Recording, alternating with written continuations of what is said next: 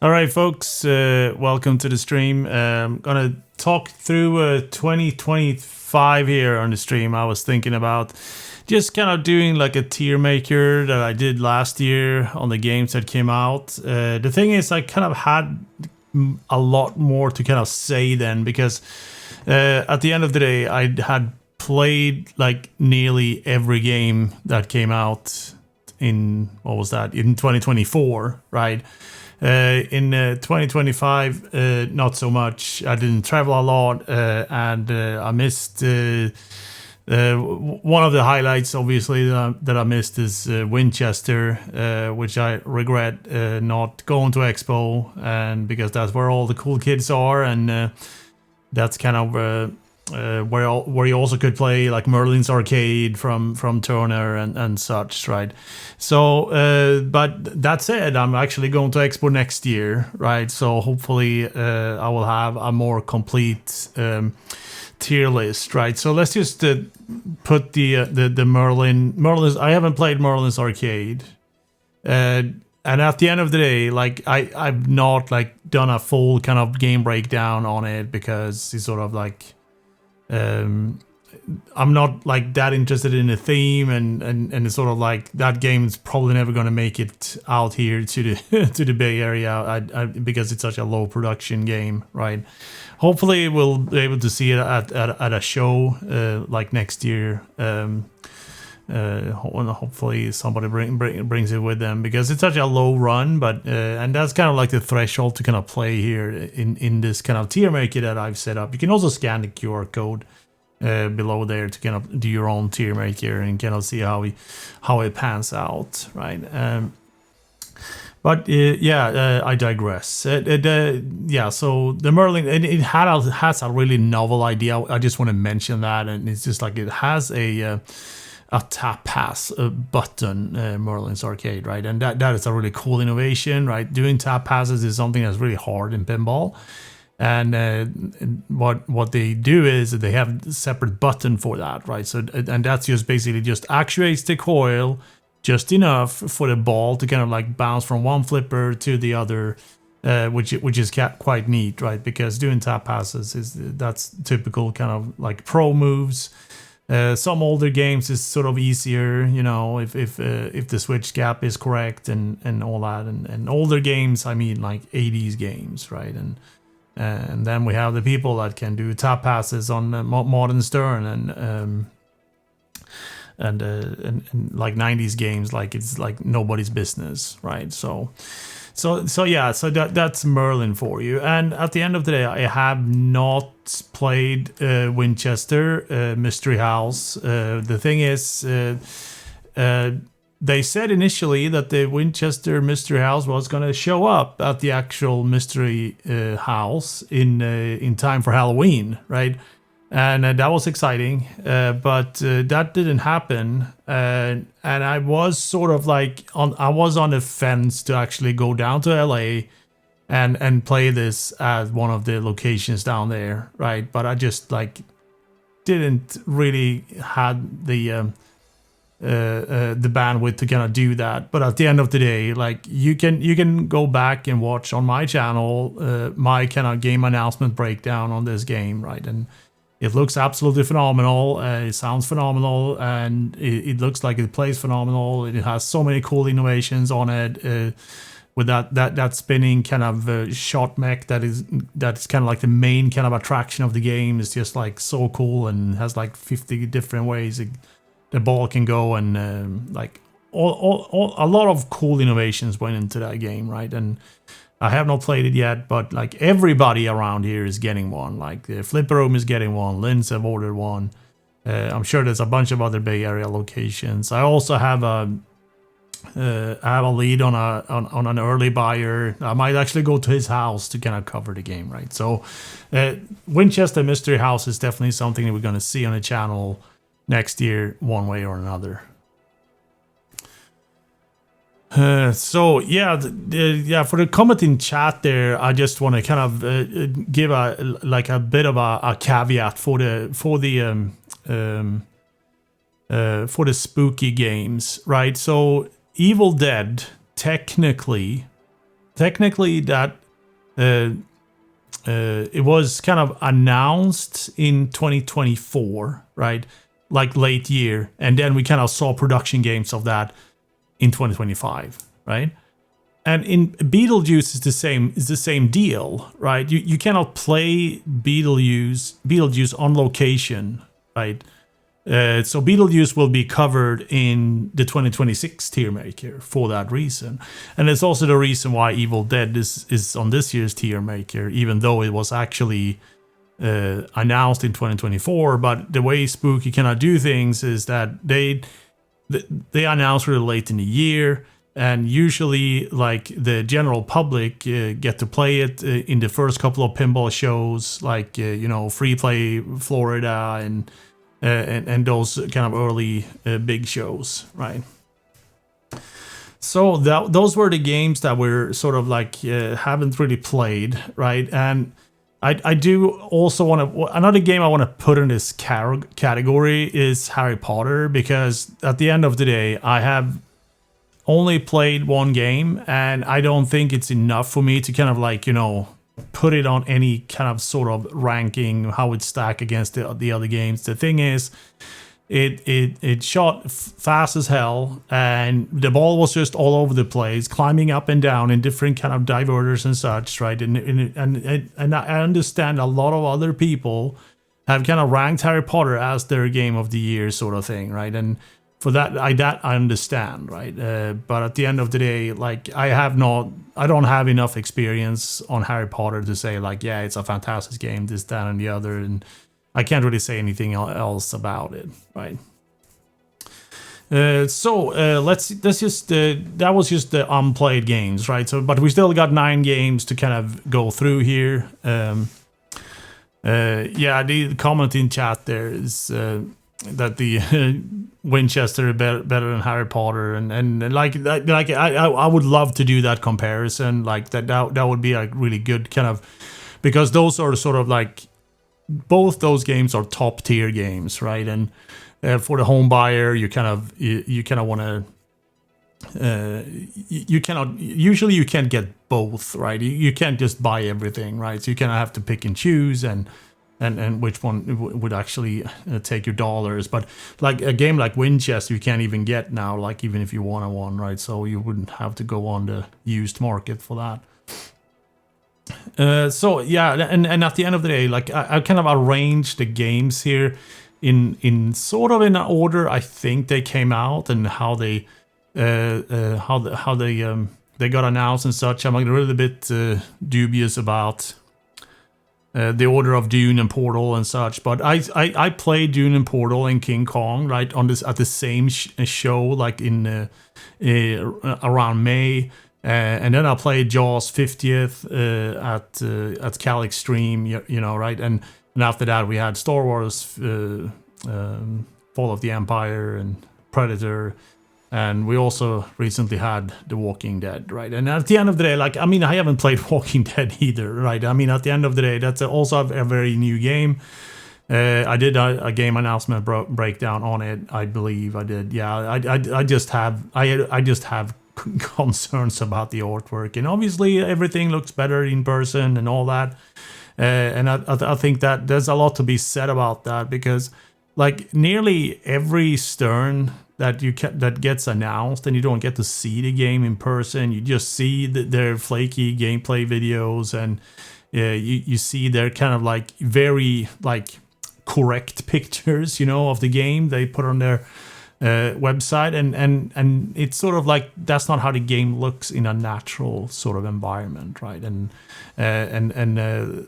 I think a lot has to be said about that, because games that you see in person, which basically just like blow your mind when you kind of like see it, the whole package in the right kind of type of environment, right? And at the end of the day, I think Walking Dead is a typical one of them, because the palette is sort of like all over the place, like, and taking pictures of that colorful palette when you can't see it kind of in a dim arcade or on a trade show floor or whatever. When you see it in person, it's just a different kind of vibe altogether. But it's it's the Rainbow Dead, right? Or whatever, you can make up any kind of pun on the color scheme on that game, because it is pretty it's pretty all over the place at the end of the day, right? I just want to point that out.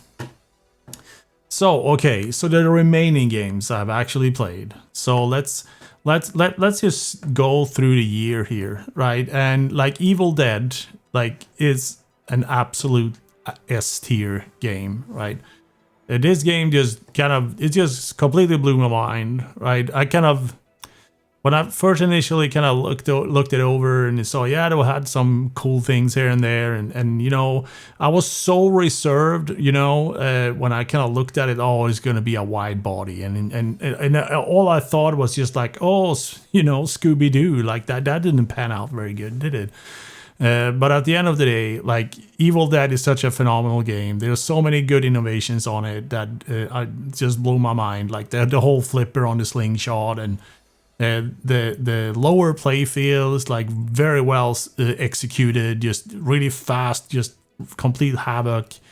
All the shots on the game just feels great, right? And I like that little weird thing they have going on the left side with the hand and this drop targets and all that business there, and also what do you call those mechs that are like the Medieval Madness trolls, right? And some really good modes, right? And the artwork is just like, it's just absolutely fantastic. It's just, that is like one of the major kind of features of the game. It's just like the audiovisual experience that you get playing Evil Dead is just something else, right? And another thing that I just want to kind of hose it up enough, right? Is just like how cohesive the game art package looks with the artwork on the display, like the graphics in the game, right? And how well that goes together with like the light shows and what's going on the screen. It's just so well thought of, everything, right? And at the end of the day, like, and it's a very stark contrast, right? Because like Evil Dead is sort of like it's like this old VHS movie kind of thing, right? And the game and the graphics itself is just like so sparkling in color, and the palette is just fantastic. It just melts in your mouth when you look at it, and it goes so well together. And I don't understand how they managed to pull that off, right? Because the whole kind of art package, the whole game is just so nice to look at, right? Because at the end of the day, as a home buyer, like, I jokingly just say that sometimes, that I buy pinball machines to look at, but an Evil Dead would be one of those games, right? And but this also does not only look good, it plays really fun, right? I mean, that is just, it's just crazy how good it is with all the different multi-balls. It's easy to get a mode going and a multi-ball, you know. It's just like those really fun, low-hanging fruit kind of moments in Evil Dead, right? And they absolutely knocked it out of the park, right? All right, so the next game that kind of came out early in the year, January. I think this was Stern's sort of like, you know, that, whatever, is it CES, the trade show in Vegas that they do every year in January, right? And I'm surprised we haven't seen anything like that is going there in January, right? So I wonder if are they just bringing Walking Dead there and calling it a day, right? I mean, where's the cornerstone, right? I haven't heard it. I haven't seen any rumors. I haven't actually been on the internet today, because today would be a good day to kind of announce a new game. I know they're really keen on kind of getting people kind of excited around Christmas. I know for a fact that my Stranger Things was like announced. My ex Stranger Things was announced like the day before Christmas or something like that, and I was just like hustling. It's just like, damn, I need to buy myself a Christmas gift here, right? So, but Dungeons and Dragons, that is our first kind of D game, right? So, and I want to talk about this a little bit, right? And the thing is, like, there are kind of two kind of ways you can kind of see this, right? So Dungeons and Dragons, if you're into Dungeons and Dragons, you're a Dungeons and Dragons diehard fan, then it would be a little bit higher, right? And at the end of the day, like, I was I had so many issues with the software initially on this game. I wrote like long list of things that could potentially fix, and as I played the game, I kind of figured out like this is not a fun game to shoot, right? It plays absolutely horrible, right? And the game from a pinball perspective, if you're just completely objective on the actual shots and the game and the layout, the kind of general flow of the game, like it's so boring. It's so boring. It just blows my mind how boring it is, right? And you always end up like shooting that spinner in the center, and the ball pops out, and then I mean, and it's so like every shot is just feels like a chore that you kind of need to set up and do, and you know, and at the end of the day, when you run through all the quests a couple of times, it get really repetitive listening to those lines there and here and there. But at the end of the day, from the RPG element of Dungeons and Dragons is very well executed, right, in so many ways. And I'm glad they kind of brought that concept to pinball, but as a pinball machine, like it doesn't matter if you get the Pro and LE or Premium, whatever, it's just the same. Like, yeah, it doesn't matter. I mean, it's the most bland game I've ever played for a very long time. It's just such a bottom feeder when you get down to the actual pinball gameplay of the game. So enough said about that. And then we have Dune, right? And Dune is sort of like, you know, I'm gonna place Dune in the A tier, right? Because initially when I played this game, when I kind of got my hands on it, I covered it at a show. It was like the first game kind of roll out of the factory. Software was like 0.1, whatever. And it wasn't really like that fun to play because the rules felt really flat, the assets felt flat, the music was flat, like everything was just flat, right? But then as I kind of started playing it and kind of, okay, so let's just discover the shot and actually play the different modes that they've added in the game. And it kind of felt like, it felt really innovative in a way, right? There's like, the only thing that's kind of like sort of standard is like, okay, they got an Italian bottom, but then it's not really Italian because they do have that kind of one-handed kind of thing where you need to kind of save the ball, or you have the opportunity to save the ball when you kind of put the hand in that little box there, right? But other than that, I think they have a lot of good innovations on Dune, right? And the game looks absolutely fantastic, caveated given the LED strips that they have on the sides of the game kind of looks pretty horrible. And then I've heard now that they're going to address that. And well, I mean, in future games, right? Because it just leaves dotted lines across wireforms. Any reflective surface, it becomes a dotted line, basically, right? But at the end of the day, like the theme is just like the bravery of this theme that this is like a Hollywood absolute blockbuster franchise, right? And this little boutique game manufacturer from Texas, they're just like, yeah, we're gonna go do Dune, right, and have all these A-listers on the backlash, and it just that in itself kind of just like that is just wow. How did you manage to pull that off? Right, it's just amazing. But I mean, at the end of the day, they managed to release Labyrinth with David Bowie on the backlash, right? Can you? I cannot even imagine the hoops you have to kind of jump through to license all those. Assets from David Bowie, who's not with us anymore, right? And going to his kind of, you know, whoever owns the estate and get all this done, right? It's just phenomenal work. And then okay, so Labyrinth's kind of old 80s IP, and then you go to Dune, which is like very current, right? I think there's going to be a third movie, right?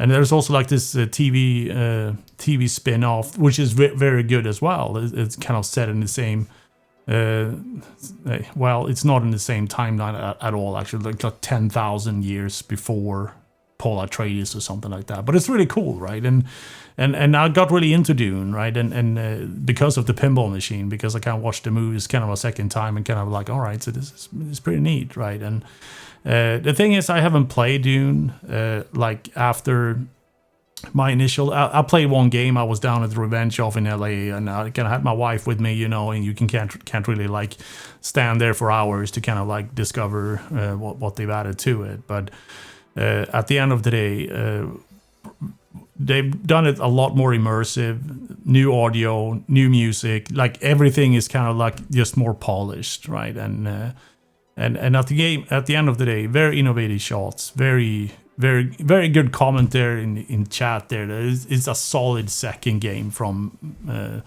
Barrels of Fun, and it just puts them on the map in a way that.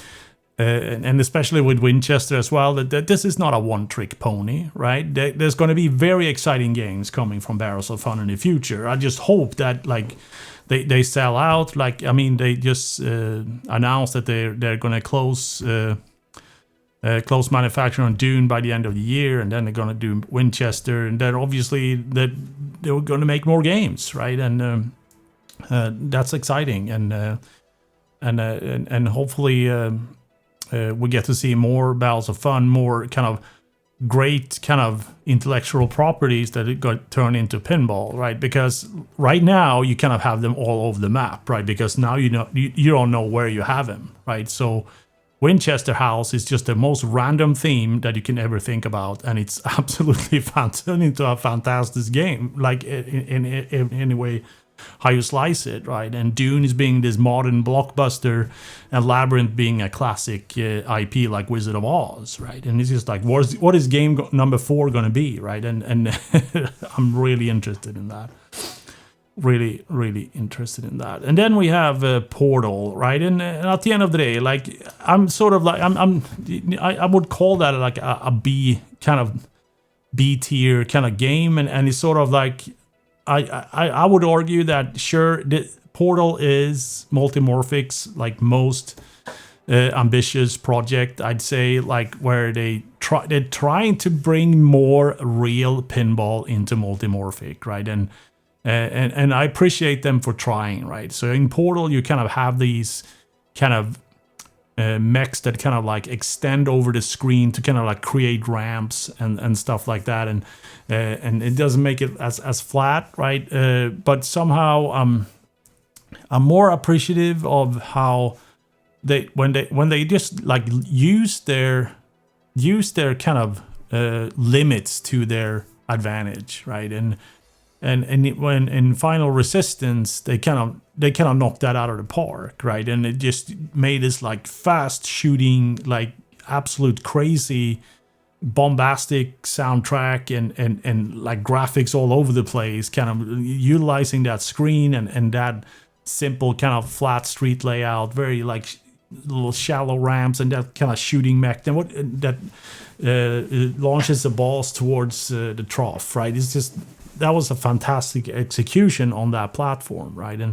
And Portal is sort of like it's just like a Pandora's box of holes and pathways and little lanes here and there and little flippers here and there and Portal is like this is one of my favorite PC games of all time, right? And I recently actually played through it when they released the RTX version with the ray tracing and all that, and it's incredible how well that game has tested and stood the test of time, right? Because it's a great game and it's just so fun to just play through. You play through it in a couple of hours, right? And it's done, right? But it's just so fun and simple, and it's just great, right? But at the end of the day, translating that into a pinball machine, especially with Multimorphic, it doesn't really do it for me. And at the end of the day, like the artwork on the game is fantastic. They done a really good job with the audio package on it, I think. And at the end of the day, like if it would have been a real pinball machine, like I would have like bought one on the spot. Right? It wouldn't matter what it was, right? Because this is one of my favorite PC games of all time. The IP is just phenomenal. I love it, right? But there we are. Yeah, Dune is definitely a game that you kind of need to come back to, right? I was very early on my opinions there when I played it when it was really early code wise, but then I kind of like, the shots are pretty innovative, the multi-balls are pretty cool when you kind of see how you set them up and stuff. So, and it has some depth to it that I think we all should appreciate. Yeah, and it's great to attract new players as well. That are kind of familiar with the A-list actors in this franchise. Because I don't want to say that this is the new Star Wars for the kids growing up today, but at the end of the day, it is a big blockbuster franchise with a lot of the new talent in town, right? And it's going to be like an epic kind of trilogy from what I understand, right? So. And like I said, like the TV show that they released on Amazon Prime, I believe, that was set in a different timeline before the movies. It's really great production. It was like I just binged watched it basically over like I don't know, well, not binge, but like 2-3 days perhaps, right? It's really good. All right, so next we have King Kong, right, and that is like Stern's contribution this year for the S tier, right, and I cannot say enough good things about King Kong. It's just I owned a Pro for a couple of months, right, and I played the hell out of it, and it was just so fun to shoot. It was just like the layout on that game. It's my favorite Elven layout ever. The theme and such is not a big deal for me. Like King Kong is cool and all that, big monkey and all that. But I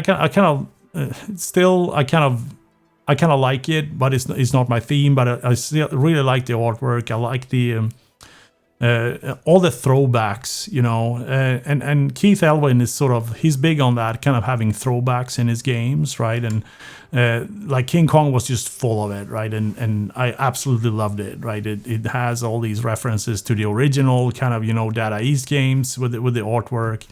There's a big shout out, to Congo with that.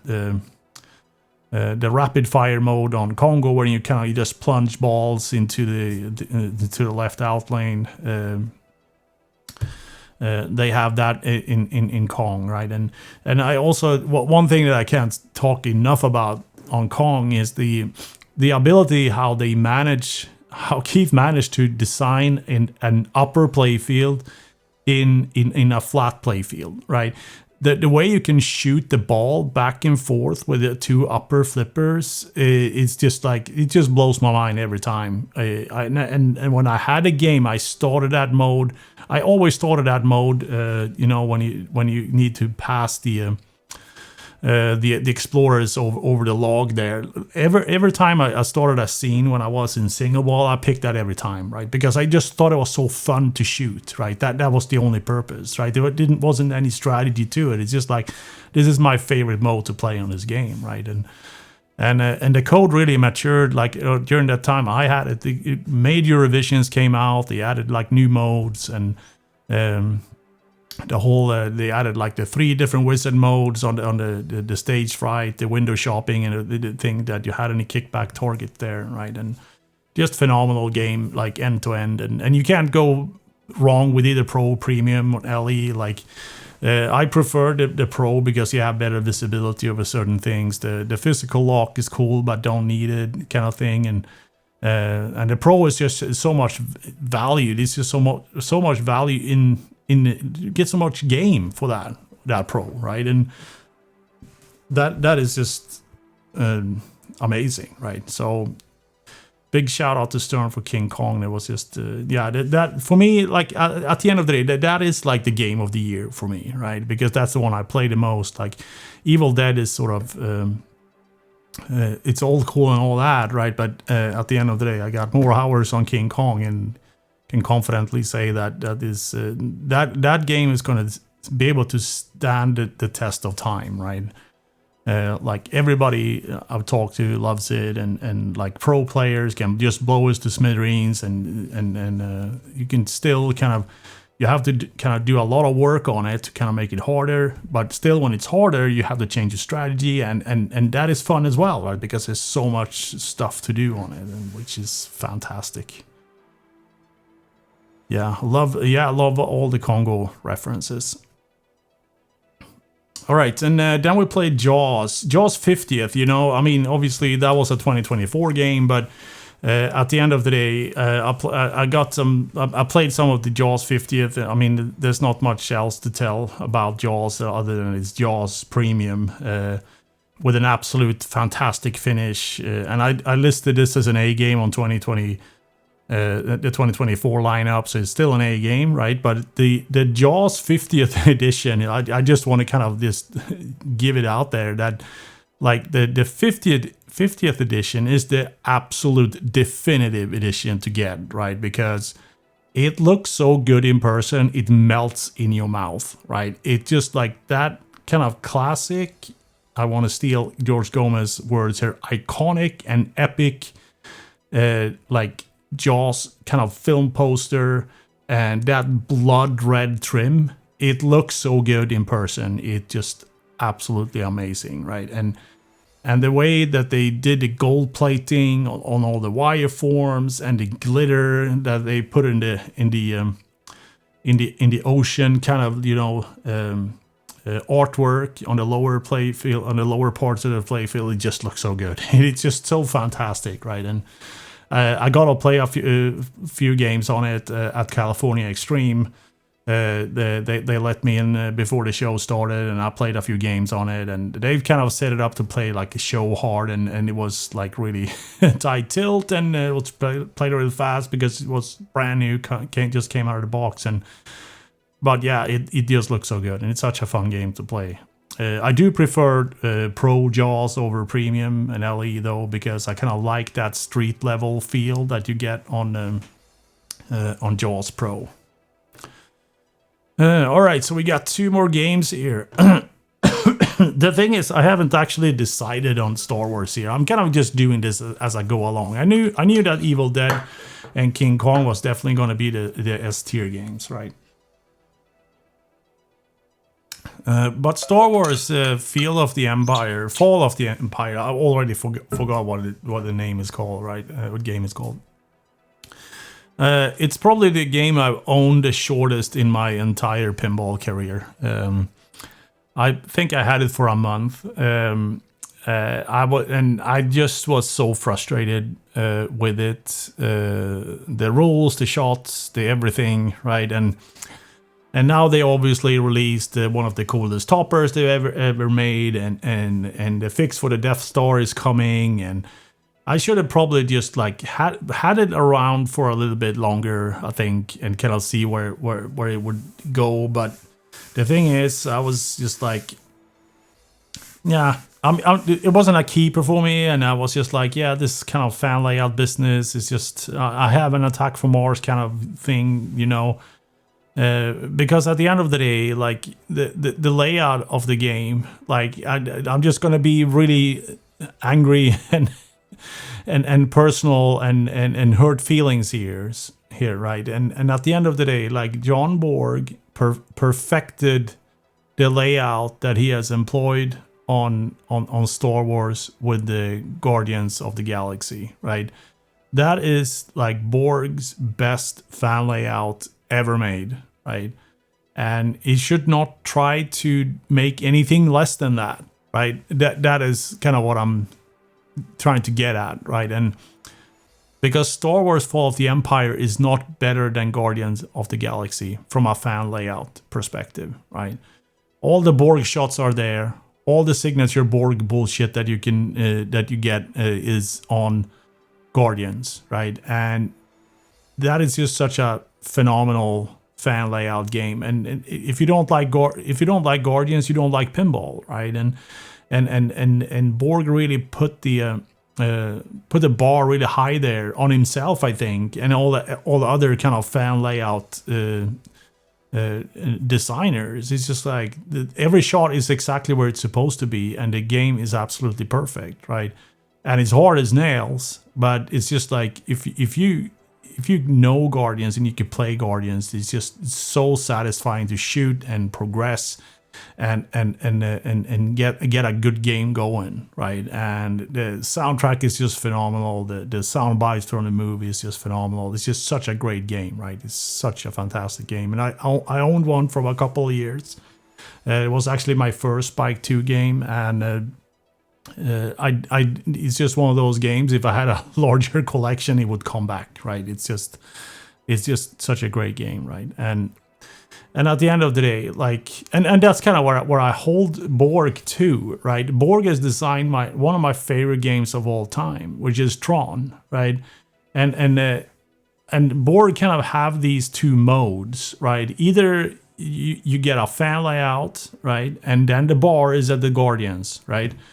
Or you get an asymmetric layout, right? And where I hold Borg to a standard there is with Tron and Walking Dead, right? And then we look at Rush, which is an asymmetric layout from Borg, and which is absolutely horrendous. And that was just rushed out, where the scoop kind of just flew off, and there was just like the one thing after another, right?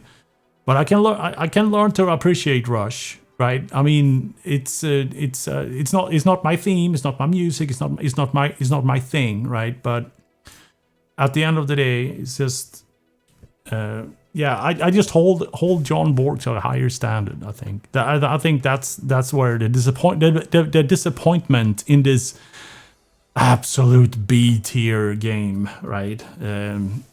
So there we have it. It's just I'd say it's a B game, right? And at the end of the day, it's just we all love Star Wars, right? And like. If it wouldn't have been the original trilogy based on something new and being as the first Spike 3 game, I think they should have kind of worked with a licensor that allowed them to do cool things with the things on the screen, right? And that is sort of like one of my biggest disappointments with the game itself, right? It's just like we all heard them kind of say that, oh, the licensor didn't allow us to put graphics on top of the movie clips, right? Like, let me just stop you right there. Don't work with that licensor. Go somewhere else. There's no point, right? When you're competing with games like Harry Potter and Avatar, where the movie license like assets are such a core part of the whole kind of experience, right? Like on my Avatar, I have like one of the coolest like that UI on that game is like it's just one of the most beautiful things I've ever seen in my entire life, right? And how I like how dynamic it is that when you have ball locks, right? You have your Hallelujah Mountains ball lock, and then you have your kind of crab multi-ball. I can't remember what that was called. It's some some Pandora language word, right? You cannot see like animated icons up in either corner, right? And it kind of correlates to where you are on the play field, right? So you have like a helicopter kind of hovering up in the corner, right? And that signifies a lock, right? And you have one of those crab mechs in the lower area of the screen that signifies how many locks you have there, and it just blows my mind how well executed that is, right? And then you have folks like Spooky. They're running circles around Stern when it comes to animation on the LCD screen and how do you integrate the assets into the game, like, because Evil Dead is just like that. It's just like it's in a category on its own, how well it's been executed and how cohesive it is with the great game graphics and the game integration and everything, and how you have that interactive thing when you start the the shotgun multi-ball, right? You kind of like you interact with the video with the game in a new way, that with that reaction timer there, which is phenomenal, right? And like a thing like that would Like, I mean, you wouldn't be able to do that on the Star Wars because, like Disney says, that you can't put text on your on your video assets, right? And like, and I also call a little bit bullshit on that, you know, because on Richie's Star Wars, you have the character select screen, right? When you start the game, right? There's plenty of graphics overlay there, right? And like there are plenty of modes and stuff like that where clips are integrated into the gameplay, right? So they just need to negotiate a better deal, right? That's kind of where I'm at, right?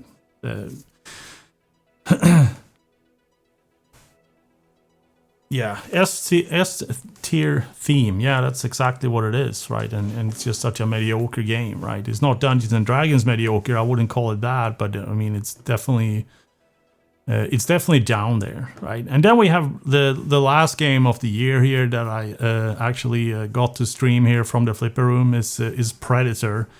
And I kind of, you know, I criticize a lot of games a lot of times, all the time. That's kind of my core business. And I kind of called out the layout very early, that it's sort of like a ripoff of Whirlwind, you know. It's sort of like if you overlay Whirlwind, like all the shots are there.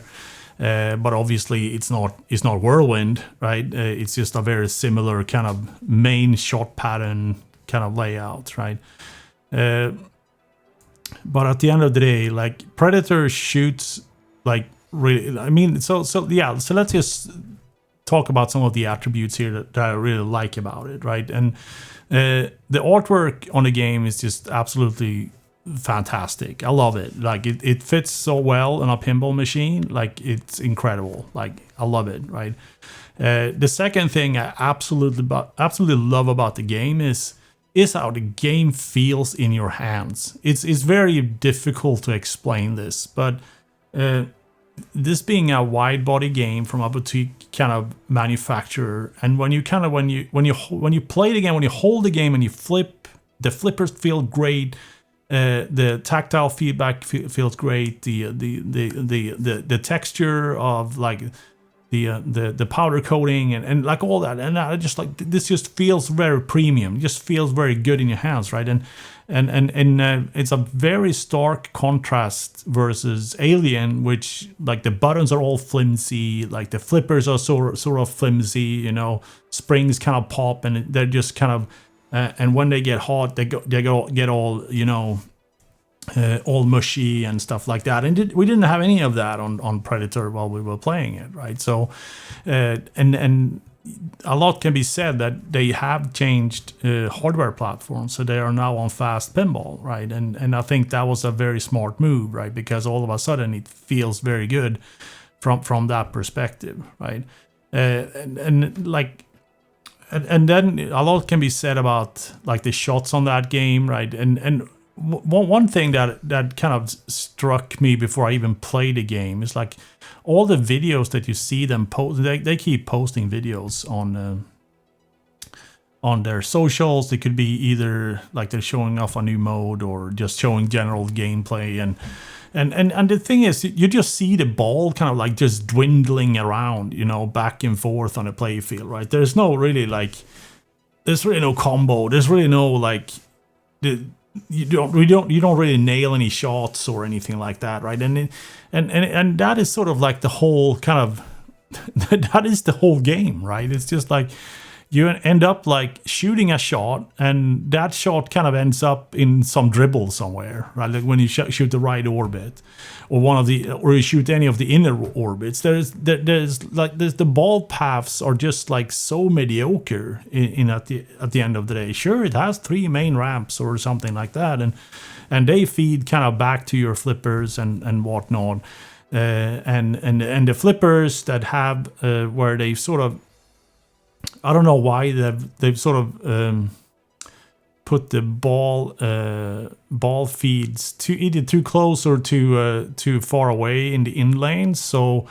when the ball kind of comes on a direct feed from your ramp returns, you get a ball hop, right? And that is one of the most flow killing things that you can have on a pinball machine, right? And I don't know if you can kind of fix that with pitch and thin and rubber on the flippers, kind of adjust the inline ball guides and stuff like that. So a lot of that can kind of be fixed, right? But the shot layout is just very questionable because there are so many shots that just end up being nothing, right? It's also very confusing, like when the game is grabbing balls, this, that, and the other. But at the end of the day, those are minor things. But at the end of the day, like it has a lot of different multi-balls, a lot of different modes. It got some kind of mini wizard modes as you kind of progress through the camp and all that. And at the end of the day, like I think Predator is sort of objectively, it's probably their best game, Pinball Brothers' best game, I'd say. I kind of prefer. I still prefer Alien over Predator, to be honest. And to me, it's just like I can't buy both Alien and Predator. I don't have the room for that, right? So I would have to replace something, and I would have to replace probably Alien because I don't have room for two boutique games from the same manufacturer in my collection. So and that's always the thing when a new game comes out. It's just like what am I replacing this with, and does it add enough kind of value to my collection to keep it as eclectic as possible, right? And Alien is just to me is just such a great game, and I just love playing it. And I think I'm a little bit home blind on Alien. I guess it's just like it's grown on me a lot over the years, right? And Predator might do that at one point, and I kind of like, all right, let's just replace it, right? But it's not where it is at the moment. But at the end of the day, like I kind of want to, I kind of want to put them in the A tier, but like I have very high standards, right? And at the end of the day, like completely objectively, it is a pretty mid game, right? Unless you're a big Predator fan, then like then go to town, right? And it will definitely be the game you want, right? If you're into Predator, because if you're a Predator fan, this is the game for you for sure, right? But I would pick so many other games above Predator. I think that's kind of what I want to say with that. And at the end of the day, like it's not a bad game, right? And like the other B tier games here, like Portal and Star Wars, they're not really bad games, but they could have done a little bit better, right? And obviously Pinball Brothers here, they're a new like manufacturer. They recently signed on one of the Swedish pros on their team, right? So hopefully they will get a bit of help with the rules and influence from kind of A-list kind of tournament players, which I think is going to help a lot, right? And if you kind of compare, like, if we compare kind of Predator to ABBA, I'm sort of in the camp where I would rather have an ABBA than Predator, like, and I think that kind of says a lot, right? Because I think ABBA is an A tier game, like hands down, right? Because it has so many good references from older 90s games, and it's just a different vibe altogether than Predator, obviously. But I just think that's a more fun game to play, like casually, than stepping up to Predator. That's the sad truth, right? So we could probably do a Pinball Brothers Tiermaker here, right, where where you have Alien at the top, and then you have ABBA. And then you have Predator, and on C or D you got Queen, right? Because that game should have never left the factory. But yeah, I digress. But at the end of the day, where are we here? There you have it. There's your tier. There's my tier maker for 2025. I'm gonna save this and so we can compare over the years. I did one last year, and I'm probably gonna do one for next year as well.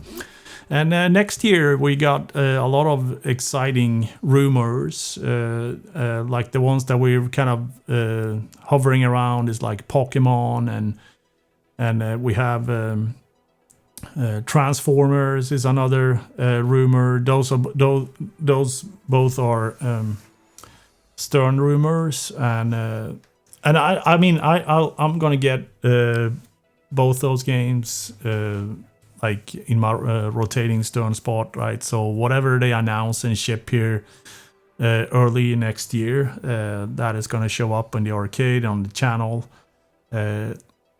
I'd sort of hope that so it kind of if we kind of look at the kind of game rotation here right now. So Iceman is the one that is kind of next up, right? If we look at look at the kind of the designers cycles, right? Because Iceman hasn't done anything since John Wick, and John Wick kind of showed up like sort of March 2024, right? So it's 18-month development cycle, right? So it's and a lot can be said about like Iceman and his kind of design pattern, which is very highly influenced from 90s games, and also with the guidance of George Gomez, right? And that's why John Wick shoots so incredibly well, right?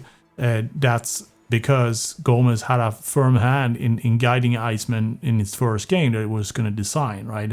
And I just hope that they kind of have that budding relationship into going into Iceman's next title, because say what you want about Gomez's own games, like if you like him or not, doesn't matter. They are geometrically perfect, right? And that is something that I appreciate a lot about his games. That it's just like the shots are exactly where they're supposed to be. They feel fantastic, and overlay that with a fun rule set, and you have an instant classic, right? There's nothing like that. There's no flaws in it, right? The only thing the only questionable thing I've seen Gomez do lately, that is the left scoop shot on Bond that came out. I will never forgive that shot. It's not a shot. It's just like a dribble down, smack dab in the metal, and a dribble, and it's just not very.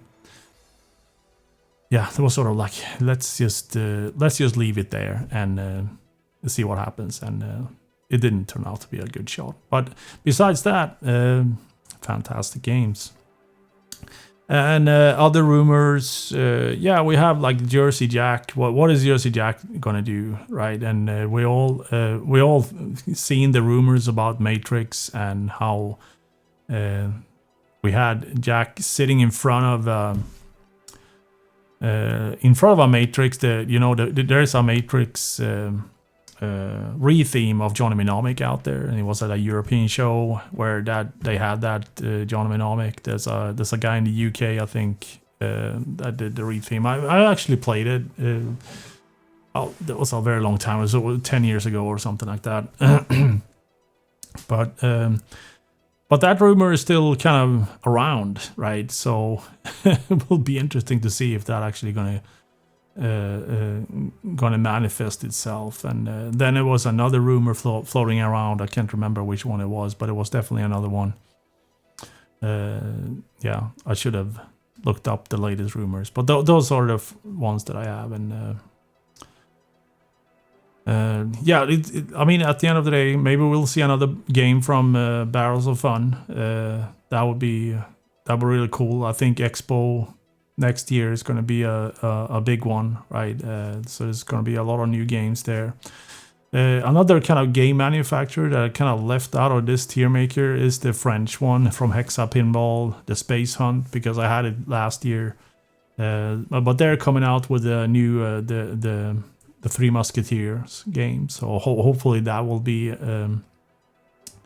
available at Expo, along with all the other weird ones that we see there, and the homebrews and whatnot. And there's also the rumor, well, it's not really a rumor anymore, right? But it was revealed there is a Swiss company working on a Resident Evil game. I've got very mixed feelings about that. Resident Evil is, of course, an instant buy for me for the channel, right? So, and I was just hoping that would be a franchise that that Spooky Pinball could pick up. Hint, hint. You know, because it's sort of like a horror theme, and it kind of fits their kind of brand very well. So that would have been an awesome spooky game. And I don't really care if you what kind of Resident Evil you kind of build it on, right? And it could be on the video games, it can be a specific video game, it can be a specific era of the video games, or it could be based on the movies. It doesn't matter. There's enough kind of, you know, story and canon in Resident Evil with the T-Virus and Umbrella Corporation and like all that good stuff, right? And there's so much to borrow from, and you can just make big mutating zombies and heroines shooting zombies, right? And it will have an excellent pinball machine. All right, that was me rambling for an hour here about Pinball 2025. The thing is, we got an exciting year ahead of us, so hopefully we'll get all the new games on 2026 on the channel, and hope to see you later. Thanks for hanging out.